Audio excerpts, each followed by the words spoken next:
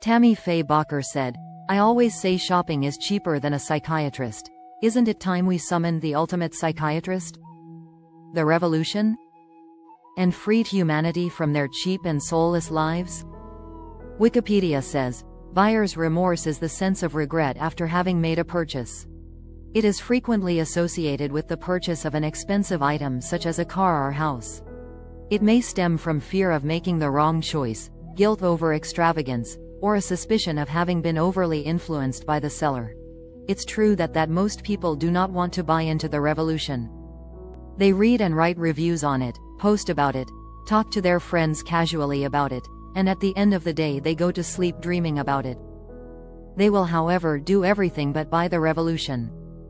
We need humanity to buy the revolution. It's not a one-person job. It's not a one-person purchase. We all must buy into it as one. Buying into the revolution means building the revolution, putting it together, setting it up, reading the directions, and then inviting everyone on planet Earth to partake in it.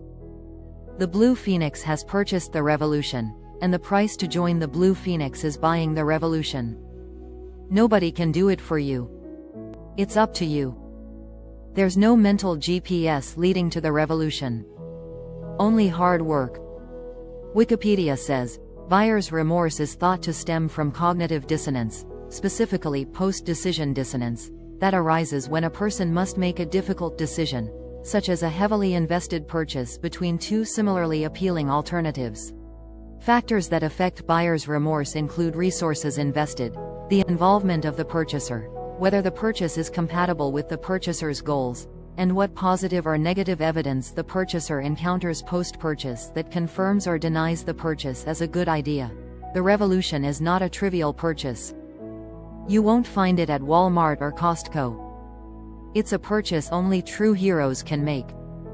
You can't bullshit your way into a revolution. The price is overwhelmingly too high. At the checkout counter, you will not be asked for your credit card, but rather you will be asked for your soul. When the clerk swipes your soul through the machine, will you have sufficient funds? Will the revolution reject you? Are you worth anything more than your physical existence and FB account?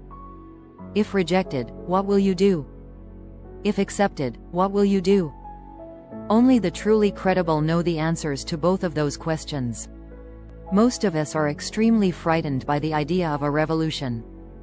It's the ultimate purchase asking the ultimate price. We must sacrifice our entire lives and drop everything we know to be true. We have to completely throw away everything we've ever waited in line to buy. We are choosing to live for the future of all humanity. The level of involvement and commitment that the revolution requires scares away almost everyone who considers it. This is the only purchase in life that doesn't have a salesperson behind the door making commission off your soulless purchase. You are the only salesman that can sell the revolution to you. Most of us have no confidence, no self-esteem, and no backbone. We wouldn't even buy ourselves, let alone a revolution.